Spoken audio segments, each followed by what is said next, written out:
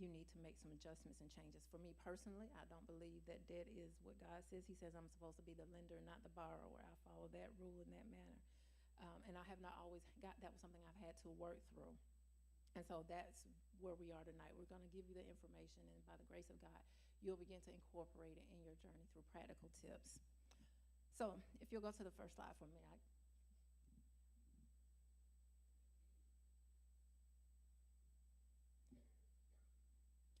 So for there we said, why do we want to manage debt? Some basic core reasons. We want to learn to manage debt from a very practical standpoint. Now we're switching lanes here. We talked about the foundation of spirit. Now we want to look at some of the practical things. As I shared with you the last time we were together, wisdom is information plus application. So if we're going to be found to be wise, which is a practice of stewardship, you have to have the information to unlearn some of the behaviors that you have, and as well as the application tips. So the reasons why we just want to get rid of debt: number one, it makes us feel better. That's it. It makes you feel better. If health, and what is wealth if you don't have health? If you can't get out and enjoy it, if you can't enjoy seeing someone else benefit for it, why even bother? It reduces your stress and it improves your esteem, not from the point of materialism, but from your ability to be generous. You don't want to have to give with resentment. Corinthians talks about being able to give with a cheerful heart, but if you're in debt and you got to choose between serving God and helping and blessing somebody and paying a bill, that does what? It creates stress on you, because now you got to worry and pray through a miracle. It increases your wealth. Because you're able to now redirect your money instead of having debt, you're able to be more generous and give and share and do all of those things that God calls us to be able to do as kingdom-minded children, as believers. So I want to take you on a trip with me. Now, I had a conversation with a few people earlier, and they kind of already know my generation. But I don't know if any of you guys recognize this particular logo. So when I was a little girl, what I wanted, this is one of the things that helped me understand the principles of faithfulness and trustworthiness, and as it relates to stewardship. When I was a little girl, and I see my parents kind of snuck in too, so they could appreciate this conversation. When I was a little girl, my great aunt used to come over our house, and she used to sit, and she used to dip snuff. And her name was Aunt Honey. So one summer, Aunt Honey came over our house a whole lot. And we used to have a chair by the window, and she would sit up and watch us outside. And if you were growing up, I grew up on the south side of Albany, and we didn't have a pool, but we had fun getting wet. So we would take the water hose and spray it up, and we would take turns running up under the water hose getting wet. And here it goes. She would yell out the window, and she yelled out the window for me to come. Of course, I'm about to run and get wet, and I get called in, and that used to be a tour in my life. But she would go in like, "Yes, Aunt Honey." And she would go in, and she'd kind of look around, make sure nobody was there, and she'd peel off some money and give it to me. Here.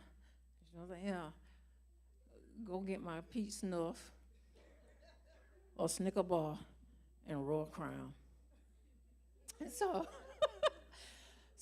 Big B wasn't that far from us, but it was far enough of a journey. I was like, well, I gotta go. Like, it's other, my cousins are back there. I'm the baby of them all, but you calling me. So she sent me, and I went, and I was a very compliant child, so I wasn't gonna talk back. I think I probably was more afraid of what would happen, because she could cuss up something. But I went ahead, and I went to the store, and I got her stuff, and I took it back to her. And sometimes she would give me a little bit of the change. So the next time she called me to go do it again, and you give me a Royal Crown, one of them king-size Snicker bars, and a Royal Crown, because now they're making these king-size Snickers, and she liked those too. So I went and I got it to her, and when I came back, I asked her, I said, "Well, hey, honey, let me ask you, why are you always asking me? Out of all the other kids there in the summer, we had neighborhood friends that would come over. You always calling me to come and go to Big B, and I used to have to go through Holly Homes and climb up under a fence, and it just like, this is a lot of trouble." And she would just peel off a little piece, get to me, and that would pacify me, and I'd go on. So the next time she called me, I'm like, "Listen, I believe in equal opportunity treatment. Ask Jason to go. That's my brother." And she was, "I don't want him to go. But when you go this time, buy yourself something."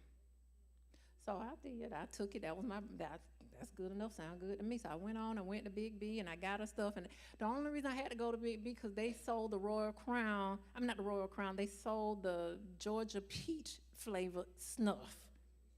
And that's what she wanted specifically. And this was before you had to be 18 or older to buy this. So I went and I did. And when I came back, and I gave everything. This time she gave me money too, so I felt like, oh, this is good. This is getting better here. I get a little bit of money, and I got to buy what I wanted. And back then, $20 was a lot, right? And I asked her, I said, well, Auntie, why is it that you always ask me? You don't ever ask anybody else. She said, because you go do what I say do, and I can trust you can bring my change back. I said, wow. And it wasn't until later that I realized what she had noticed in me I'm not saying that my cousins weren't, but what she had noticed in me, that I was trustworthy. And I was faithful to bring back exactly what she did. And oh, by the way, one of the times, if they didn't have it at the store, I came back and I said, Auntie, they didn't have it. I got what they had, but I didn't put in no substitutes. I didn't try to get what I thought she would like. I brought back exactly what she asked for, and if they did not have it, I didn't get anything. And her receipt and her change reflected that. And so when I was thinking through, I was like, Lord, how does the world evaluate trustworthiness and faithfulness that we don't really pay much attention to when we're thinking about how are we being measured by the world standard as whether we're faithful or we're trustworthy? And it's your credit score. Your credit score is the bank's way of telling them, are you faithful and are you trustworthy? And how many times when we don't need our credit, we dispel, like, I ain't worried about what my credit score is. You don't want to take care and manage it. There's that word, manage it, steward it, because it doesn't mean anything to you when you're not trying to use it. So imagine if I wasn't trying to use my auntie, she wouldn't have meant as much to me. But when I found I had no use for her as it relates to asking her to do stuff for me. But I was serving her, and because I was faithful and trustworthy, I got a little bit of money every once in a while. I got to buy what I wanted, and it always exceeded my expectation. I was never given what I always expected, because even when I started expecting her to give me $1, sometimes she would give me $5.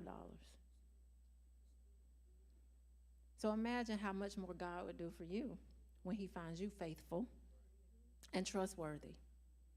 But if you need a way to see and measure that, it's called your credit score. So when you think through your credit score, there are some very key components that create the credit score. And we want to make sure that we talk through that too, because again, like I said, the stewardship is the spiritual side, but it shows up very practically. And so you want to make sure that when you're managing your credit score, just understanding it's beyond just what you borrow from banks, and banks are not the only ones that use it. Insurance company uses it. Homeowner policies use it. Employers even use it. If I want to hire an employee and I want to make sure my assets are protected and they're not going to steal and lie. So don't think just because I'm not buying anything, I'm not trying to get a loan, that it's not important, because other entities use what the world has created as a system of measuring faithfulness and trustworthiness, and as a sign to everybody that's an adult. So when we think through the other things that are important to credit and your credit score, if you can go to the next slide for me, please. Your credit score is comprised of your credit history, what collateral are the things that you're trying to buy, the conditions, right, and your capacity, and that's just the ability for you to pay. I'm not sure why it's not loading. Okay. Well, I'll make the slides available because the 4 C's should have been there, but I'll read them for you for my note taker so you'll have it. So credit history is just what the lenders want to see so they can see that you have a history of stability. Collateral is nothing more than the assets that you have to go against the loan. So it shows that if something were to happen, they have the right to take ownership of whatever that collateral is. Conditions. Conditions are the things that lenders look at that are outside of outside conditions that may be able to affect your ability to repay the loan. And I'm slowing down here because I think a lot of times we don't think that lenders ask us questions with this in mind that we can decline. And I'm saying this because I'm in this situation with this war on talent where younger people, y'all start a job, you're there for 12 months, and then you quit. That's what we call conditions.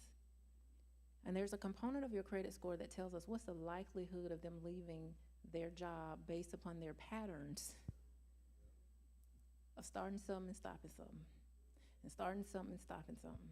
Those are economic conditions that we look at. What's the likelihood of 6 months him not being employed? Because he's had 5 different employers in less than a year. Those are conditions. So it's important that you know that there. We also look at things in the local economy. So that's why they ask you about your employment history, how long you've been there. Those are the reasons of those questions. And knowing that helps you decide, do I want to tough it out and make it here 6 months, or do I always want to be a revolving door on a job? And I'm not saying stay in a place where you're mistreated and abused and all of that stuff, but being mindful and don't be callous in how you handle your employment situations. And your capacity is the last C, and the fourth C, and that's just how you're going to be able to repay the loan. Do you have more debts than expenses? So a lot of times you hear this in the financial world is your debt to income ratio. That's just the measure that we say he or she may or may not be able to repay the loan. Traditionally, we like to see your debt to income ratio less than 40%. 30% is a sweet spot, especially on your credit card utilization. I also want to take a minute to just talk through the types of debt, because there are more types of debt than we realize. And I believe it or not, then I have some people, and I had a call today, the client was saying, I've got this line of credit, but it came with a debit card. So is this a credit card or a debit card? So I know it's important because people don't really understand the different types of debt. So you do have credit cards, which are most popular. You have the mortgage, you have your regular loans, you have unsecured loans, you have student loans, you have car loans, and you have recreational loans. And I put in parentheses there, they're not as popular as they used to be, but we have timeshares. I can tell where we are generationally based upon when people come to the office and they have these things they're trying to get rid of. Well, what is it? I bought this timeshare because I wanted a free vacation. I got to go to Las Vegas for a week for free or for $199, and I signed my name on this stuff, and these people won't leave me alone. Those things show up on your credit, even if they stop bothering you or you close the account, because that's one thing you do. You close the account so they can't auto draft the money, and it shows up on your credit, but we don't check our credit enough because we're not good stewards of our credit score to even see that we have something on there. So that's something I encourage you to do. You get a free credit report every year. Just take a look at it.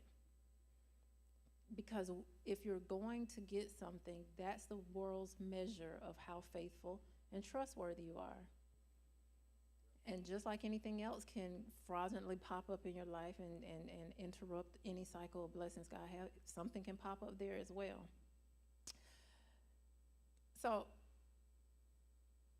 we've talked a lot about that transformational conversation around credit, loans, and debt. So now I want us to move into, and I call it like the little, I'm telling on myself, like I used to have the biggest crush on Mr. O'Shea Jackson. And so I think it's always important to have a conversation with yourself, and where are you? I say check yourself before you wreck yourself. I just think because Boys in the Hood was like my thing. Like, I used to rewind it. Dope boy. No, I'm having a flashback. But checking yourself before you wreck yourself. That's for real. Oftentimes we avoid it because we don't want to deal with what comes along with checking and uncovering and discovering what may be wrong. And that's our lack of understanding that it's more important to take a pulse of where you are. That's being self-aware. And we can see it modeled several times in the life of Jesus, just being fully aware of where you are and what's going on. So you have to be able to check yourself, and you have to be able to be very honest with yourself. Learning to be truthful to yourself is one of the biggest things that you can do in your life, in your maturity walk with God. So the next slide. Some of the things when we're talking through checking yourself is understanding what responsible credit management is. paying the outstanding. If you find yourself where you have credit, right, you want to get it right, pay your outstanding balances or the minimum amount every month. Keeping your credit card balances below 70% of the balance. So that means if your credit limit is $1,000, you shouldn't spend more than $300. And technically, because they're going to add interest to it, you really shouldn't spend more than about $225 to allow for the interest. Make sure you pay your bills on time. Never miss a payment. And even if you find that you're going to miss a payment, the responsible thing to do is call your creditor and let them know that you're going to be late. Stay within your credit limit and freeze your credit to protect yourself. So if you find yourself where you can freeze your credit, where you're trying to repay yourself or pay your credit cards down, you can freeze your credit. And this is why this is important. And a lot of people don't do this, but credit card companies know that. So they monitor you, right? And they look and see what your utilization is and how many of you have gotten a thing in the mail that says, we've increased your credit limit. It's a trap. I'm just going to be honest. You're like, wow, oh, I'm good. They increased my credit limit. Well, it can be a blessing in some ways, but it can also be a curse if you can't manage it. Because what they also know is you're going to continue to spend, and you're going to continue to spend, and now when your $1,000 limit was increased to $3,000, now you're at $2,700 in debt versus $700 in debt. But when you're trying to repay debt, you can call the credit card company and say, I need you to freeze my account, not close it, because the closing it can hurt your credit score, but you just want to freeze it. And it keeps them from running your utilization to increase your limit, to entice you, to tempt you to become a poor steward of your credit limit. And so some of the results of just being responsible, it's easier to borrow money. You don't pay any late fees. You don't pay any penalties. You get more money in your pocket because you're not paying the interest. You have lower interest rates. You're able to negotiate that better. And you can shop around. When you have options, you retain the power. You retain the freedom when you have the options. Next slide. Now, in our community, there's always, evil is always abound. We don't have to go look for it to come find us. And in our community, those places are some of the places I just don't like, and I can't call them out, but they're there. So if you find yourself at a little store that's on the corner that tells you, give us your payday, your pay slip, and we're going to pay you 7 days in advance. And yeah, y'all, because it's hard for me to talk about it because I just don't like them places. We want to stump them like cockroaches. Because they prey on neighborhoods that are underinformed. And I know we sometimes need a quick fix and hurry and get the cash, and we say, well, I'm going to pay it back before, and that doesn't happen. And then, you done dig the hole because now they only take your paycheck, so now your bills that were normally due, you're still in the hole because you didn't pay it back. So some signs to protect yourself when you find yourself in these places. Prayerfully, you won't. But if you find yourself in a line, then you got to trust and believe God's going to give you everything you need to get out. And these are some of the warning signs that can help you turn around at the door before you sign. It's false information. So if the person who's at the loan officer encourages you, because I've seen and heard of this, if they encourage you to put more people in your house than you know really live there, that's called false information. But they can tell you, well, we can make your payments lower, but you got to have more people that live in your house. That's false information. Don't do it. Bank loans. When you're looking at the documents and the documents look like they're scratched out and they scratch it out for you and tell you the initial here, be careful of that. Ask and understand. Or ask for a new document with the corrected languaging. What we call equity stripping. Equity stripping is nothing more than us taking what you have. Say, for instance, if you sign your home, and I see this all the time. I love my friends, and somebody called me, girl, we're trying to get up this bail money, and we need a bond.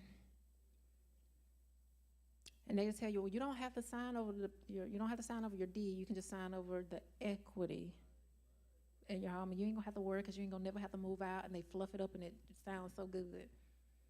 but they take all the equity out of your house. It's called equity stripping.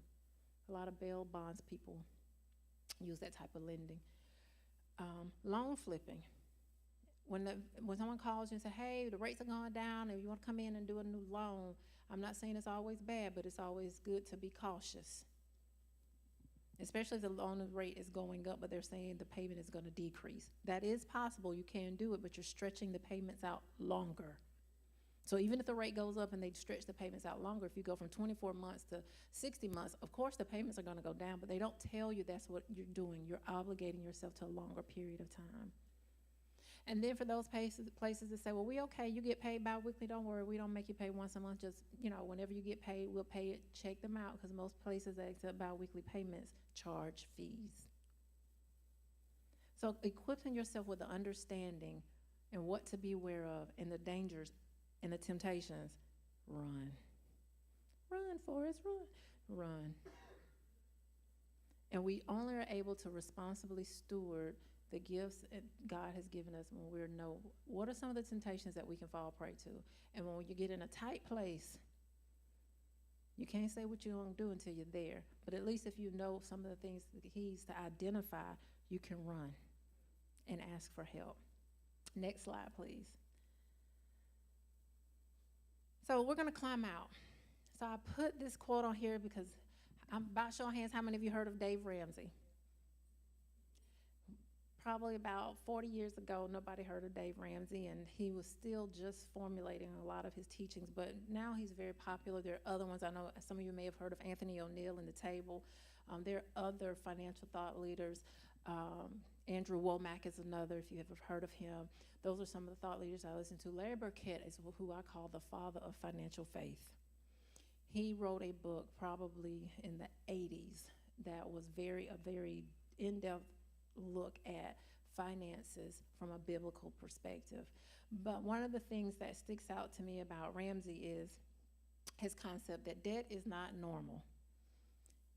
Be weird.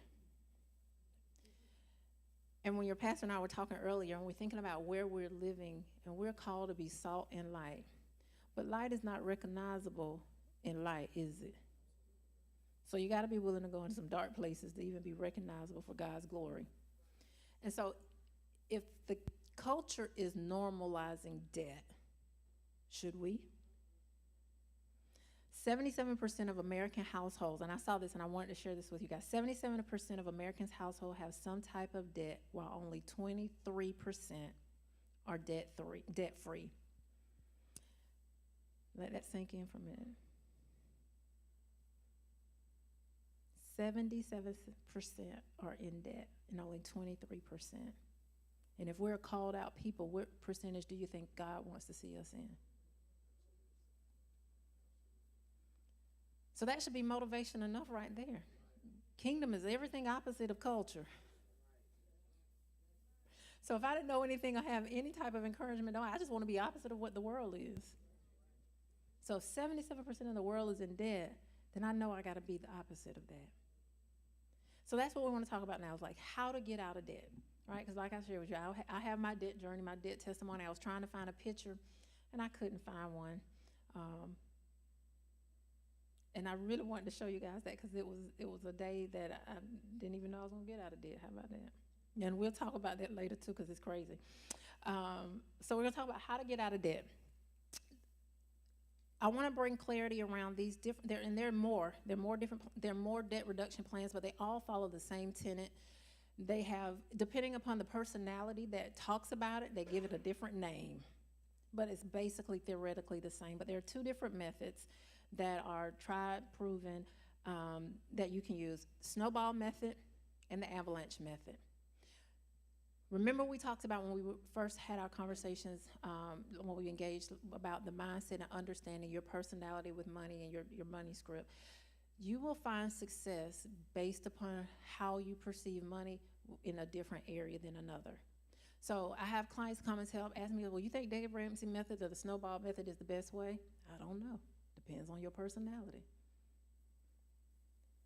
Well, I don't know if I would believe that I should be out and debt-free, and everybody gives me their synopsis of why they believe and they don't. I ain't God, I ain't trying to play him. That's not me to decide. I give you the information and the Holy Spirit works with you to figure it out for yourself.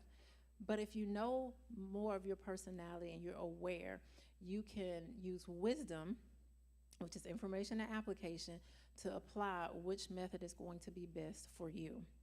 But I want to tell you, just from practice and experience, the snowball method is the best method for those who need motivation. So if you can't do something repetitive for a long period of time and you need to have those small success wins, do the snowball method. What the snowball method simply says is you just make a list of all of your debts, top to bottom, and you start paying off the minimum. And then after you pay that off, you take that amount and you put it on the next, and you keep paying it off, until you pay off everything at the end. So it's like a snowball that keeps rolling and keeps rolling. So if you need to be able to say, "Oh, I'm done," snowball is for you. But if you're very methodical and you don't have to have immediate gratification, and you've learned how to delay gratification, the avalanche method is for you. You do the same thing, but instead of arranging the accounts by a dollar amount, you look at what the interest rates are. And you determine, I want to pay off the highest interest rate first, and then you go down to the second highest rate, the third highest rate, until everything is paid off. And oh, by the way, as you pay off one, you take a portion, if not all of that amount, and then you apply it to the next account. Now, the reason why this is a long, tedious process is you're going from a higher interest rate, which is going to take longer to pay off, than a balance. So the rewards don't feel as immediate. Now, the avalanche method worked for me because I thank God for my grandmama. I was a little girl, and I used to come to Albany for the summers, and she sat me down. And I don't really know, I appreciate them all now, but in my childhood, I did not appreciate these conversations because they kept me from doing what I wanted to do. So she sat me down one day, and I didn't even care about Haverty's. But she had just got her new mattresses from Haverty's delivered to her house. And she was so excited. Don't sit on my bed now. The beds are laid for laying. But I want you to see my bed because I saved up for it. And can't nobody come and get nothing that you saved up and paid cash for. So you wait till you have it all saved up, then you can go get it. So there was not just that. She did a lot of stuff like that. All her furniture, pretty much, she saved up for it, and she took great pride of being able to go down there and buy it cash and have it delivered. And everybody knew that. So I learned from a young child delayed gratification. That might not be your story, and that's okay. But understanding where you would fit at is important when you're trying to get out of debt and you're climbing out. If I needed a small victory, like I'm like that with weight loss now, y'all. I get on the scale in 1 week, the next week, 5 pounds need to have come off. I need fast wins with that. Or that pieces of cake gonna look good, Krispy Kreme and all that. I'm gonna be like, Lord, I'm starting again tomorrow. Come on now. So, but it's true. We all have some places that we have more discipline and more exercise than other. Because I have ability to delay gratification because I've been doing it longer. Be honest with yourself. Start where you are.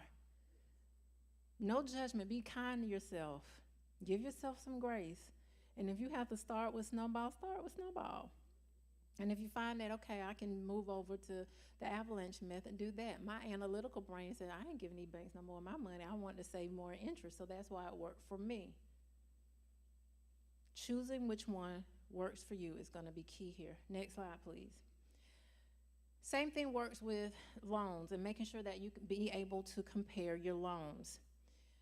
Not only from a comparative standpoint, from a decision-making standpoint.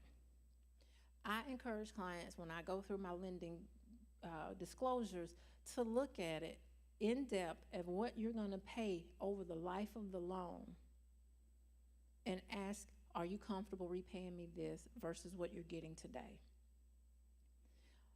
What it does is it makes you think, do I really need all of this? And let me tell you what I'm saying. I had a client call, well, Mr. Reed, I need to get my air conditioner fixed, and so I only really need about $6,500, but let me go ahead and get $10,000. Okay. We come in my office and we're looking at this paperwork, and I've just made it a very standardized practice to make you look at. Not everybody does this. My lean and my conviction is a little different, but not everybody does this. We go to the disclosure page. I want you to see the total amount that you're gonna pay back.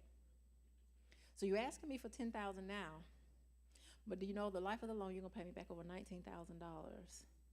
Now I don't know what else you're gonna do outside of just the air conditioner, but is it worth the $19,000? If it is, sign the line and have a great day. Looking at your complete loan documentation gives you an opportunity to really think, how much of this is a need? Or have I squeezed some other stuff? Now, how many, because we know we all do, we put some little stuff on. If I'm gonna go ahead and get it, I might as well get ahead and knock it all off. We try to add other stuff into it and round out the number versus only borrowing what we need. Take the time to compare your loans and pay attention not only to the interest rate, that can be elusive in a pie in the sky and it doesn't feel real, but look at the dollar amount that you're going to end up paying in comparison to what you're borrowing, and think through, is this really worth it? And if it is, go for it, but always try to choose a loan that has the best rate. Next slide, please. So other things to help you climb out of debt, I'm going to package this up real quick because there's some things I want to make sure I have time for question and answer, is consolidate, refinance, and negotiate. If you go to the next slide, please, we talk about debt consolidation. Now, there's good things about debt consolidation. There's pros and cons, and I'm just going to run through it very quickly. If you have questions about it, definitely unpack it, but I want to make sure we have time for everything here on tonight. So debt consolidation, before you even decide to go down that road, take inventory of your debt. Sometimes it feels like you're overwhelmed and you're really not. You're just unorganized. How many times you walk into your house and it's not clean and chaotic, it just adds to your stress. But when everything is organized and put in place, even if you had a long day, you don't come in and feel extra stress. Sometimes you just need to organize your debt. It's no different. So take time to organize your debt. Check your credit score. Make sure it hasn't damaged your credit score. Then you explore what the debt consolidation options are, how it works, what fees they may charge. If you're doing a balance transfer, being careful of all of the fine print of how they can go back and charge you the fees that you were being waived for transferring the debt. What are the fees for balance transfer? Explore all of that before making a decision. And know that debt consolidation is not debt elimination. Marketing say, eliminate your debt, and it's really debt consolidation. So being mindful of how marketing presents it. Know that it has a cost, and that creating a debt repayment strategy goes along with debt consolidation. Next slide, please. Refinancing. So all of that is taking your existing debt and renegotiating the terms, or changing the terms out. That might be interest rate, that may be time period, but whatever you do when you refinance, make sure you're fully aware of what it is over time, and being mindful that you could be paying more in the long run. Sometimes we have cash flow problems, and I encourage you to involve a coach, a financial coach, or a financial advisor, probably a financial coach. And figuring out what are some practical, that's what a financial coach would do. They would give you the practical tips of how you could free up your cash flow. A lot of times people want to refinance, and it's really a cash flow issue, so it's not the debt that you're paying, it's just that your cash is not flowing at an appropriate timing of when the debt is due. And so having a coach that can help you uncover that is helpful, and their fees are typically less than an advisor. Okay, so those are some of the differences there. Negotiate. So negotiation is just a strategy. A lot of people miss out on the opportunity of negotiating debt, and this is when you know that you're really serious. You call your creditors, you ask for reduced interest rates, you leverage your credit score. You leverage that I'm faithful and I'm trustworthy, because when you call to negotiate, that's the first thing they're gonna look at. So why would I give something to anybody that I can't trust? How many of you give away stuff to people you can't trust? So again, managing your credit score. Know what you're agreeing to pay. Determine if this is even the best course for you. Now, there's a caution that I'll say here with debt settlement. That's different than debt consolidation. Debt settlement shows up differently. But if you find yourself where you want to settle debt, which is a taxable event, know what the implications are. If you decide to settle debt, I forget what the form is. It's a 1095-C, I think. Don't quote me on that. But you have to pay taxes on that. So people are like, well, I ain't get no refund back this year. But you settled out some debt. And you were counting on that refund. But if you had known what debt settlement would entail, you would have known that would probably happen. So making sure you ask all kinds of questions, double check, recheck, and ask more than one source. Know your rights.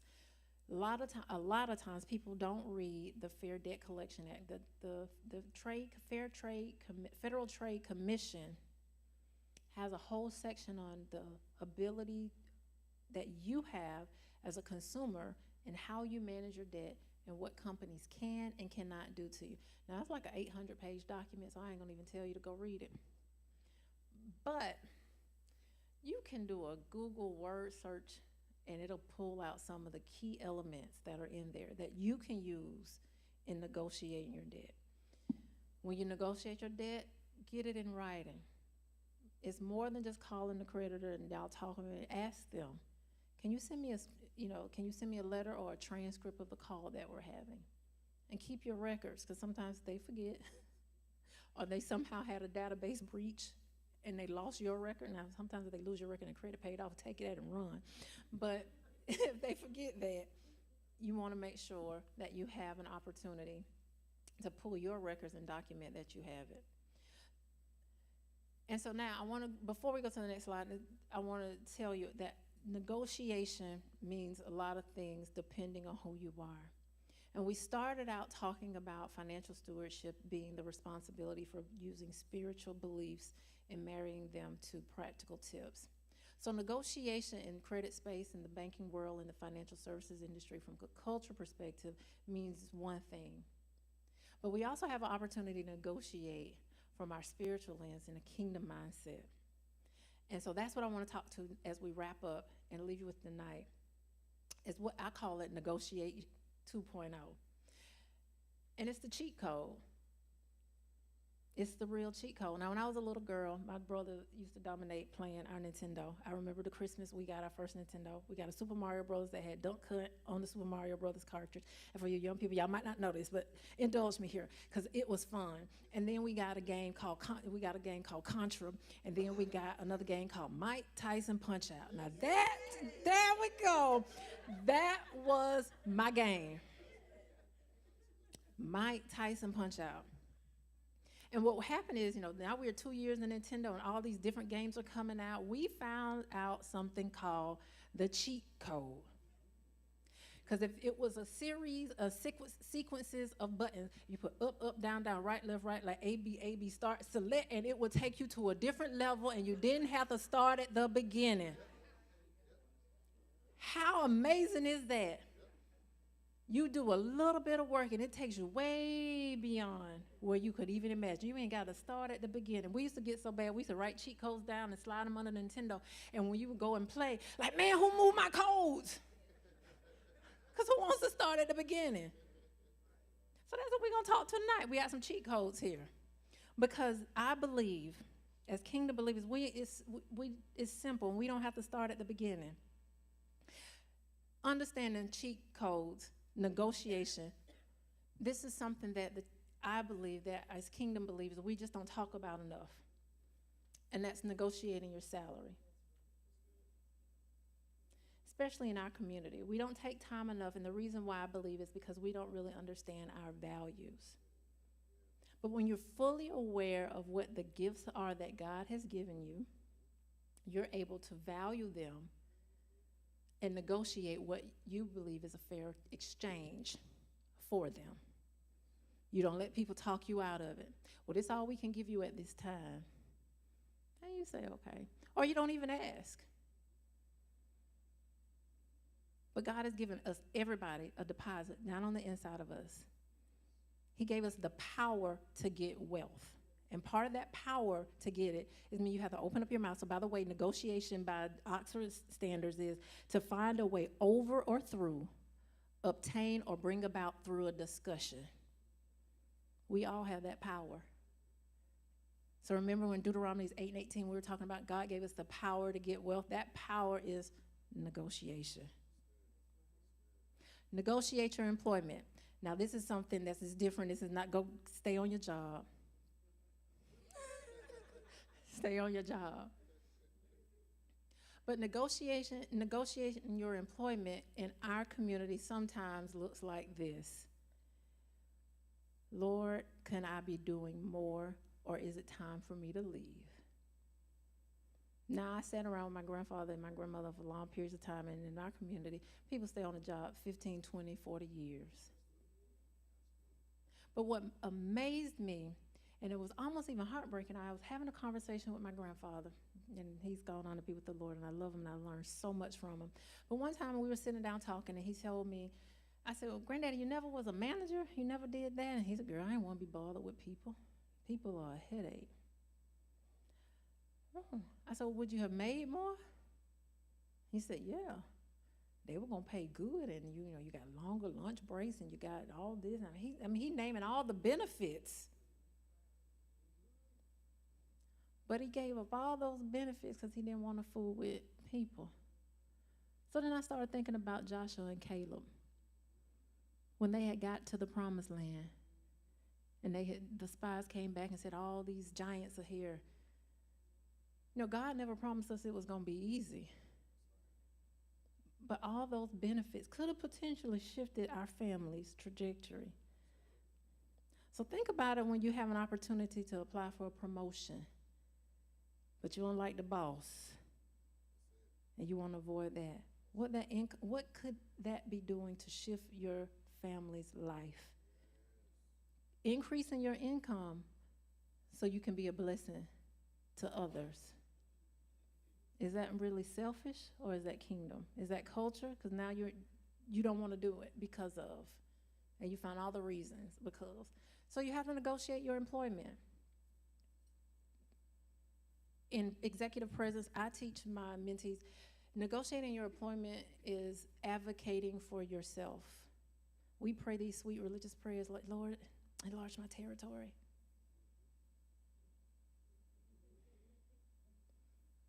And then you find out that they post a job for, I can't report to her because she be getting on my nerves, and she thinks she out there, and she be hard, and she can let her employees work overtime. Or the other side of it is, well, I don't want to take that job. I don't like the hours, and you got all that excuse, or it's not going to pay what I want, but all the benefits might be there. The proximity and the access is there. So negotiation is having a conversation and discussion. It doesn't have to be with the other person. It can be with God.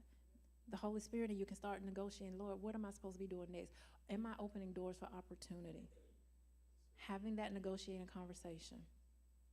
And lastly, now this is the drop the mic one, but I ain't going to drop the mic because I don't want you to be sending me no invoice.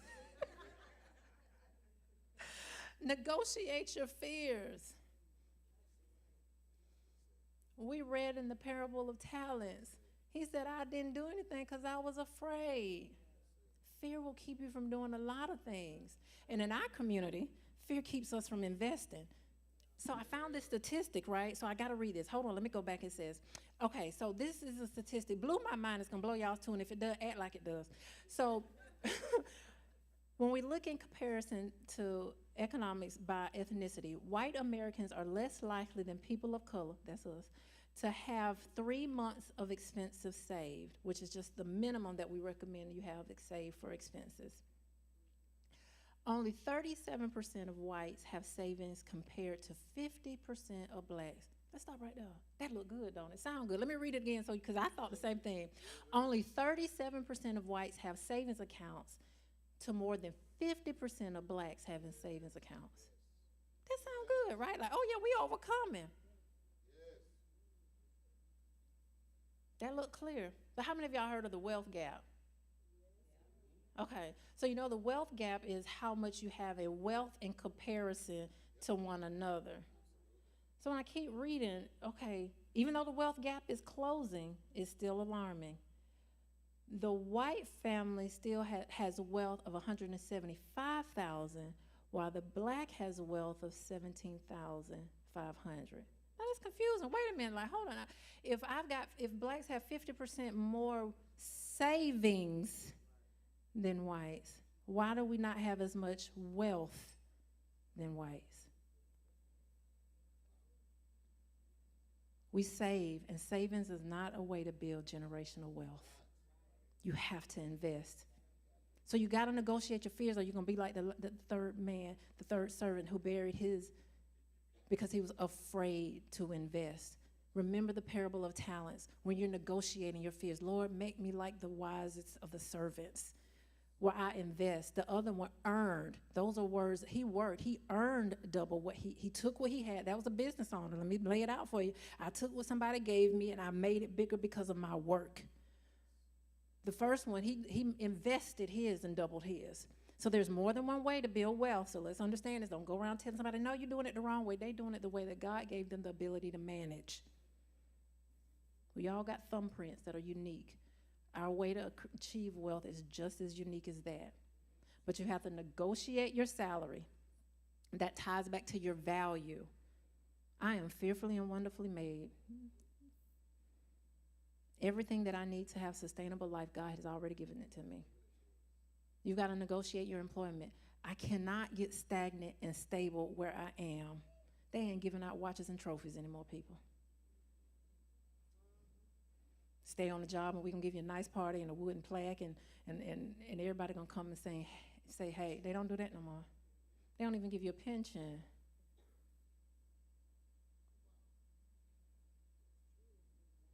You give them all them years. You sacrifice going to your children's events. So negotiate that. Lord, if I'm supposed to have more, it's supposed to get easier. I'm not supposed to be down here toiling, so I'm negotiating my employment. What does that look like? And then negotiating your fears. We got to talk about investment, and we will the next time we're together. Because as a community of people, we don't invest because we are afraid. So decide on tonight that we're not going to be like the third servant. We're not just going to bury it. We're going to determine that we're going to be something else. We're going to be better. We're going to be kingdom-minded, and we're going to invest.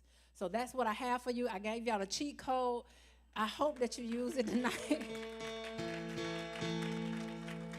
And so I want to open it up for questions. I'm 4 minutes over. I'm 5 minutes over, but I ain't no preacher. I'm saying, give me closing. We're 5 more minutes. Anybody? Does anybody have any questions? I don't want us to miss out on the opportunity to help one another. Culturally now, you hear a lot of people talking about master classes and masterminds. Napoleon Hill is the author or the psychologist behind who created masterminds. And what his belief was that when you